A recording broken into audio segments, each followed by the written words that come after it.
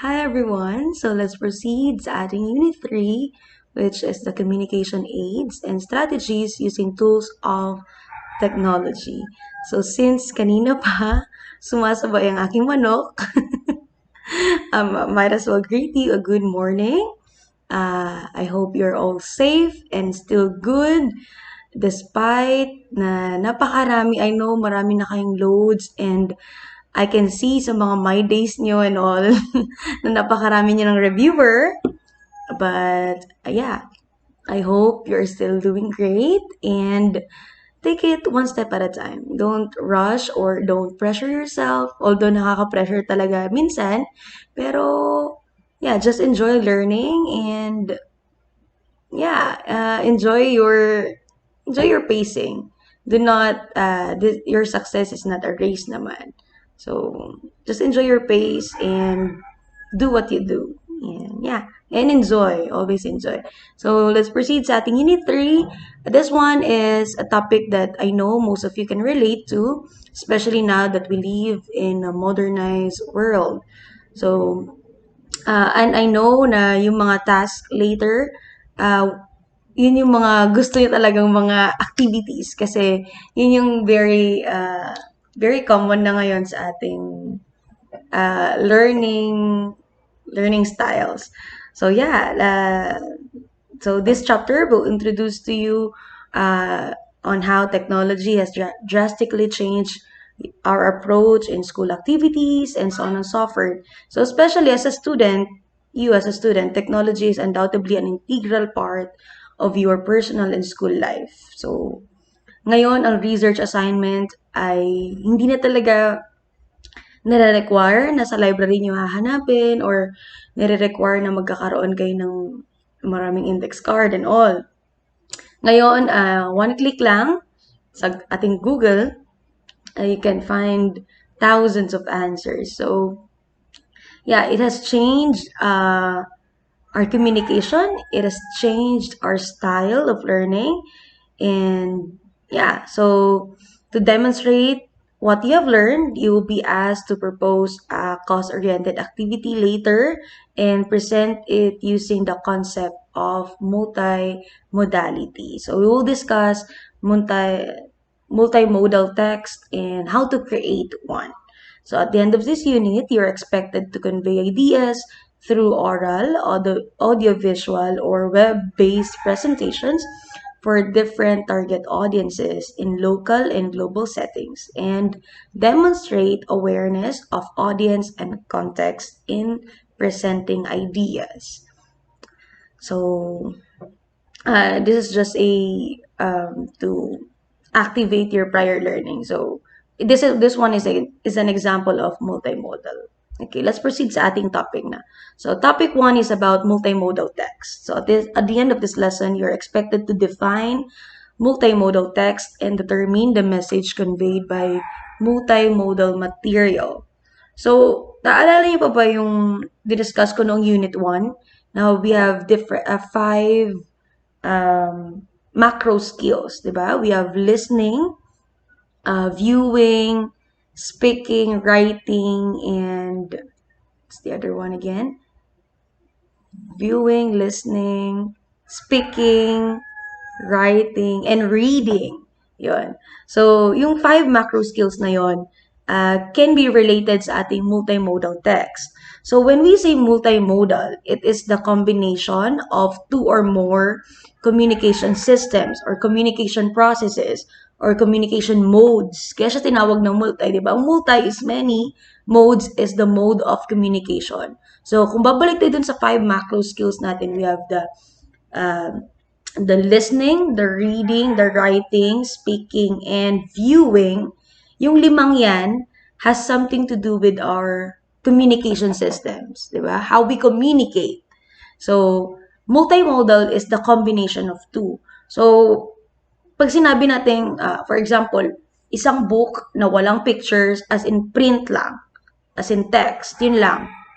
Ang tawag doon ay single modal. Pero if it is a book that has pictures in it, and that has colors, and so on and so forth, it is an example of a multimodal text kasi it is a combination of two. So very easy lang. I know, alam nyo na yan. I know this is a self-explanatory module. So, yeah, pasadahan na lang natin. So, bakit kailangan ng multimodal text, especially now? This one is to improve your comprehension. Since we tend to learn in different modes, uh, ewan ko kung narinig niyo yung tinatawag na multiple intelligences by Howard Gardner. Multiple intelligences is a theory of Howard that tells us that people or each of us learn in different styles. So some of us learn in music, some of us learn through reading, some of us learn through viewing, some of us learn through listening, through speaking.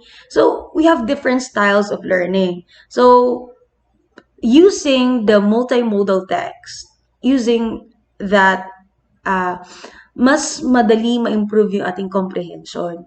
And sa aming mga teachers, mas madali kami makakonect sa mga students when we use multimodal text. Sana clear yon.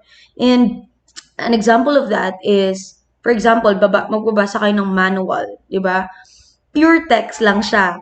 Di ba sobrang boring nun? Parang you wouldn't read the whole manual.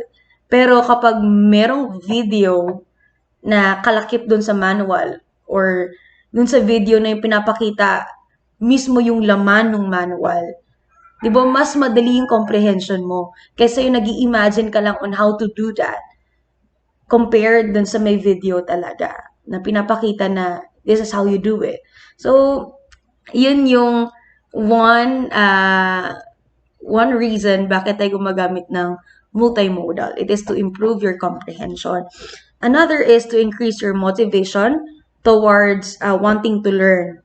Kasi, yun nga, pwedeng ma-left out ka kapag very single modal lang kami na hindi ikaw yung tipo ng tao na mahilig magbasa pero nire-require namin kayo na magbasa. So, na talaga hindi namin gagamitan ng video or anything. You wouldn't want to learn na. So, hindi na, yung motivation mo to learn, hindi na siya nag-iignite eh. So, that's the use of multimodal. It is to increase your motivation. And another is to help you express your learnings in different ways. So, maraming mga bata or maraming mga estudyante na natutunan na nila yung topic but they cannot share their learnings or they cannot express their learnings because hindi nila gusto yung mode of delivery. Ayaw nilang kumanta. Ayaw nila ng speaking. Gusto nila sa writing. Ganun. So, through multimodal, it can help you express your learnings in different ways. Depende sa kung saan kayo capable of and comfortable of. So, and when we speak of multimodal, it doesn't mean na puro technology lang yan. Kasi ang multimodal is a combination of two, di ba? And hindi siya lagi nag-involve na technology because one example of that is the book, di ba? Print and pictures. So, it doesn't involve digital, yung parang sa atin ngayon at very technological. And sa ating times ngayon, mas technology dependent lang siya. Pero it doesn't mean na technology dependent si multimodal. It's a combination of two. And one example ng digital or technology dependent is our social media. Diba sa ating Facebook, when you post, it's a picture and then you have captions in it, you have comments, or sometimes you have videos in it. It's a combination of different modes. So, sana clear yon. And ating mga films and so on and so forth. So, let's proceed sa ating 5 types of multimodal text. So, we have number 1, linguistic. So, linguistic refers to spoken and written language through vocabulary, structure, grammar of oral or written language. Example of these are your books, newscast, or broadcast, letters, ebooks, yung mga yan. So, yan, emails, yan, messages, text messages, yung mga yan. So, yan ay blogging, yan ang example ng ating linguistic. So, it involves speaking and writing. Okay, next we have visual. So, this refers to the moving or still images with the use of colors, layouts, screen formats, symbols, shot framings, angle, camera movement, and subject movement. So this one is your film, mga movies, mga posters, ano pa ba, mga pictures na nakikita nyo. So that is visual. Next, we have audio. Audio refers to volume, pitch, rhythm of music, and sound effects. Now, when we speak of audio, it doesn't mean na puro music lang yan. Audio is your volume, volume ng voice mo, pitch ng voice mo, and so on and so forth. So, audio yon.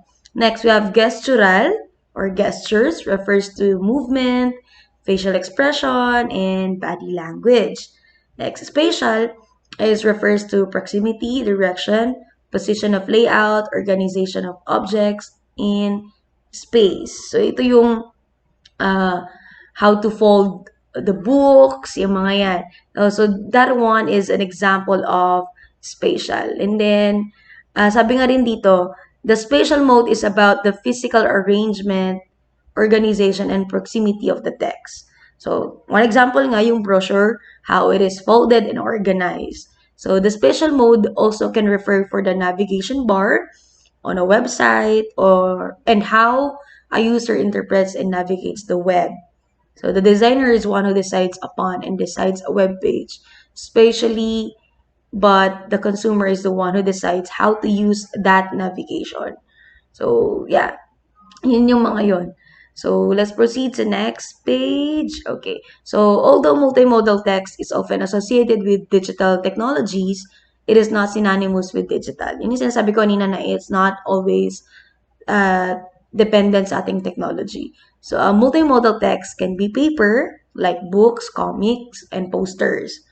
It can be digital, like slide presentations, ebooks, blogs, e-posters, web pages, film, video games, and so on and so forth.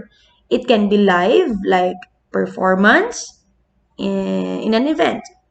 Multimodal text can also be transmedia when the story is told using a combination of different media platforms in formats like book, comic, magazine, film, web series, video games, and so on and so forth. So, for example, an anti-smoking campaign can be disseminated to its target audience in different ways, di ba?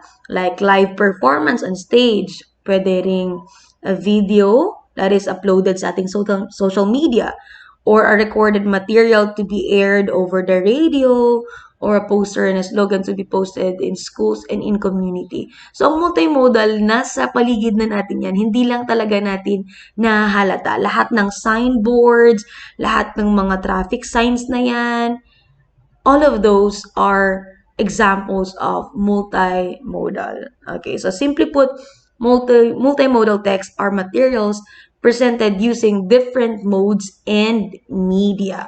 So mode refers to any of the communication systems which help us interpret meanings like sounds, audio, graphic material, colors, visual, and spoken or written language, linguistic, while media is the manner of dissemination used. So mode, again, it involves your 5 macro skills.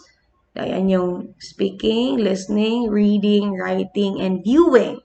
And yung media, yun yung manner of dissemination. For example, itong ating no parking sign.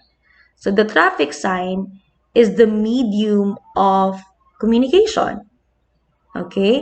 And the red border and the image and the text are the modes. Okay? Again, yung traffic sign mismo na to is the media. Ito yung ating instrument. Paano mo i-disseminate yung message na yan. And yung red border, yung image na nandito, yung text, ang tawag dyan ay mode. Okay? So, it involves your 5 macro skills. So, yun lang. Madali lang yan. So, be observant lang sa ating paligid. Yeah, lagi natin ginagamit to. And sa next activities natin, I will require you to uh, to think of any materials na nag-involve ng multimodal text. Yun lang. So, I hope na clear sa inyo, and yeah, research more on the examples of multimodal text. And yeah, let's proceed sa ating next topic, which is the creating multimodal material. So, alam ko sa inyo marami nang gumawa ng ganito, especially ng senior high nyo. Pinagawa na kayo ng magazine, pinagawa kayo ng brochures, pinagawa kayo ng mga video, and so on and so forth. So, alam ko medyo madali na lang to sa inyo. So, at the end of this lesson, you'll be able to create effective advocacy poster and produce a short video for a cause-oriented event. Okay. So, the manner by which you will create your multimodal text largely depends on how you will effectively and creatively convey your message through various modes, which you will use in text, and how these multiple modes work together to convey the story that you intend to communicate. So, tagal ko nang itong sinasabi, sa Unit 1 pa lang, lahat ng gagawin nyo, number 1, dapat may purpose. What is a purpose? Is it to inform? Is it to inspire or to persuade? So, bago kayo gagawa ng isang multimodal, dapat alamin nyo muna kung anong purpose nun. Okay? So, that will guide you on what you really intend to do. Next, you have subject matter. The actual text you compose. So, yeah, very important ang text, especially sa advertisements and so on and so forth, kasi it can change a perspective of someone. Next, we have audience. So, para kanino ba? Fellow students mo ba? Teachers ba? Parents ba? So, it depends. So, your material depends on your audience too. Next, we have mode. Is it through video, through live presentation, or through poster? So, we have different modes. Okay? Now, so, by this time, you may already created your own posters. Yung sabi ko kanina, nakakreate na kayo ng brochures nyo, videos nyo in your subjects. So, using software and mobile apps. And then, some of you might have uploaded it sa social media and other media sites. So, as a college student, you might have given into the idea that at some point, you need to be a tech savvy to survive the challenges of your academic requirements, especially now na lahat tayo ay virtual na. And yeah, kailangan na talagang matuto sa technology. Next, so to enrich your knowledge on how to create effective multimodal materials, here are some guidelines in creating effective posters and videos. And alam ko, halos lahat sa inyo alam na to. Kasi unknowingly ginagamit nyo naman na siya. Next, we have number 1, creating an eye-catching and effective poster. So, information is the key. So, present your information clear, clean, and in a concise way. Do not overload your poster with information kasi it will confuse the audience. Okay? Be smart about how you are going to present your information. So, for example, tips. Number 1, we have guidelines. So, summarize your poster title in one headline. So, your headline is the first thing that your audience will notice. So, keep it short and concise.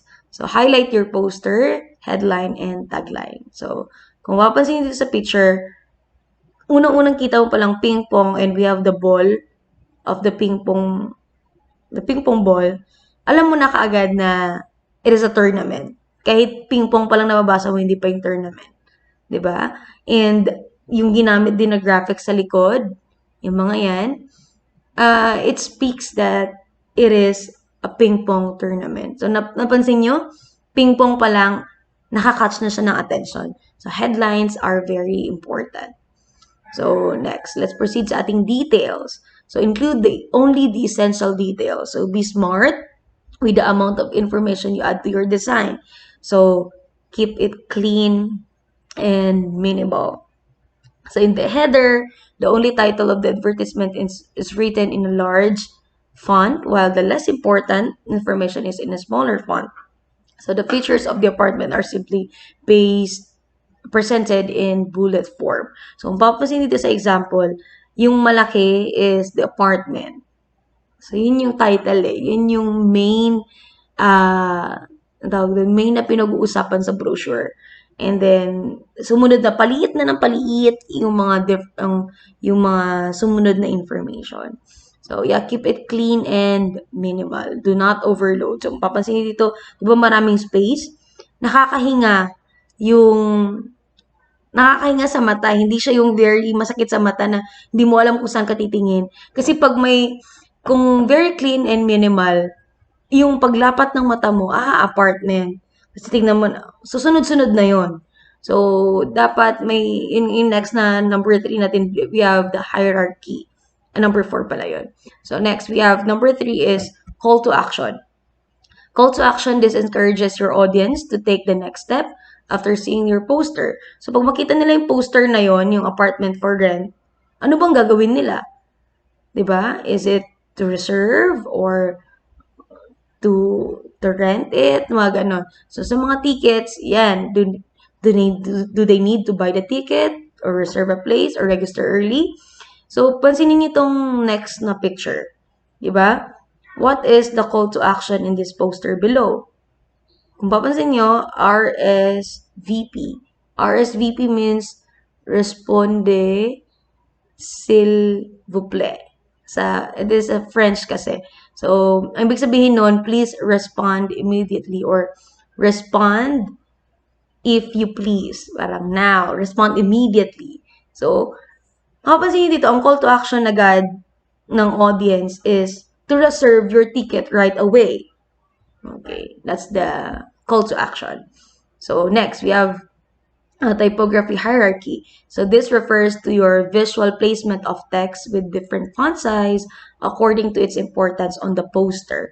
So kung papansin niyo dito, yung sinasabi ko na yung level 1 yung headings, malalaki.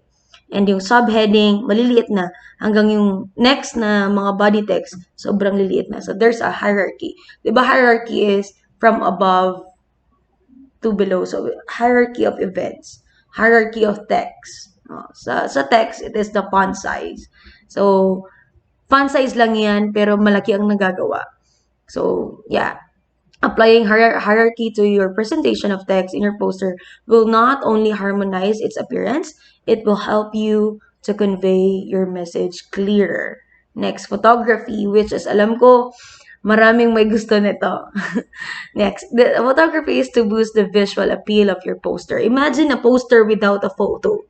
Di ba? Parang sobrang dull. Although may mga poster na text lang, pero iba kasi yung dating ng may photo din eh.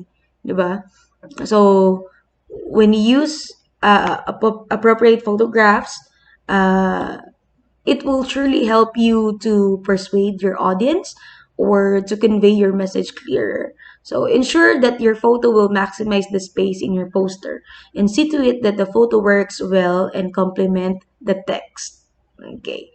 So, yeah, you should also learn the color combination. Okay. So, makita nyo dito, black and white lang ginagamit niya. Very maganda sa mata. So, alam nyo na yan, paano mag-edit ng mga pictures. Alam ko mas magaling na kayo sa akin dyan. Okay, next, letter B, simple video production guide. So, this one, alam ko marami na rin gumawa nito. So, solidify your objectives. So, begin your ultimate objective for your video content. So, decide on smart video objectives. So, we have specific, measurable, achievable, relevant, and time-bound. So, sa paggawa to ng video. And research your audience.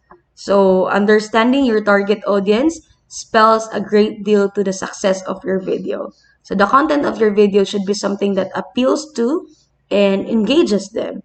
So, yung video content nyo ba para sa mga bata or para sa matanda or para sa mga kabats nyo? So, research on your audience. And understanding your audience is more than knowing their demographics. You also need to identify their most common problems and the things that they really connect with. So for example, gagawa kayo ng videos about youth today. So ano ba yung common problems ng mga youth ngayon? Ano yung mga things na nakaka-relate sa inyo, yung connected sa inyo? So that's one thing na you should consider in making a video or making a poster. You need to research your audience. Next, you have to decide on the core message. So after setting your objectives and knowing your audience, you need to know what your audience need to do to make your objectives happen. So what do you want them to do? Think and feel after watching your video. So once you got the answer to this question, turn it into something that your audience need to know to make them think, feel, and act that way. So this is the core message of your video. So yun nga, dun pa lang sa unang part, you need to consider your purpose, your audience, your message, and your mode. Right. Next, number 4, you have write a video production brief. So, yan yung pre-production, post-production, ayan. So, before you start with your pre-production, you need to make your video production brief. So, this will guide you in the whole production process to ensure that everything is in place. For example, ako, pag gumagawa ako ng video lecture nyo, it is not just sitting here and opening my module and then discussing it kaagad. I need to brief it, and I need to print it out, and I need to study it. Kasi may mga parts siguro dyan na I might overlook or hindi ko naintindihan. So, dun sa pre-production, I prepare my materials, I highlight also. Yeah. So, hindi lang kayo ang nag-highlight. So, ako din ay nag-highlight din at nagsusulat din ng mga notes. Okay? Ayan. So, ganyan ang ginagawa sa video production. So, your video production brief should include your video objectives, your target audience, what your audience to feel, think, or do, your video's core message, and your deadline. So, sa pre-production, you need to develop the creative approach. So, this is the idea or concept of your video content. So, you need to use your insight of your audience to create a unique way of presenting your core message. So, mabilis na lang to. You need to write your script. So, your script should be natural, engaging, and so on and so forth. And you also need to create a storyboard. Okay? So, this will help you visualize how your video will be shot. It contains a series of thumbnails and so on and so forth. So, akala niyo yung mga Disney movies, ganun-ganun na lang yun. Napaka naming ginagawa doon. Maraming ginagawa sa pre-production pa lang. So, yeah. Kaya nga, I don't know, kung magre-research kayo sa mga Disney movies, inaabot sila ng 2 to 3 years bago ma-launch yung isang movie. So, it's not easy. Next, we have to plan and schedule the shoot. So, organize and schedule everything that is related to your video. So, ano ba yung location nun? Indoor, outdoor? Alam ko na yan. Alam kong ginagawa nyo na yan noon sa mga videos nyo. Yan, ano yung crew? We have sinong director, sinong cameraman, sino sa sound, sino sa lighting, sino ang cast, sino sa makeup, and so on and so forth. Next, we have the production. So, shoot the footage, make sure that everyone is present. The video is well lit, well shot, and well framed. So enough footage is filmed to make the editing process easier. And the script and storyboard are closely followed. Next, we have the post-production. So this one is you need to edit the video content. So choose the best takes to be used in the final video. So cut the film together according to the script and storyboard. Next, add graphics and special effects. So your graphics should follow the script and storyboard closely so that it blends in flawlessly with the rest of the video. Next, you need to mix music and soundtrack.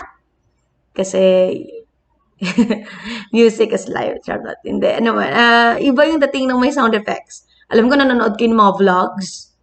Iba, diba? Ang dating ng sound effects. So, your music should complement the mood and tone of the video, help you deliver your core message, be appropriate for your target audience, and match the pace of the edit.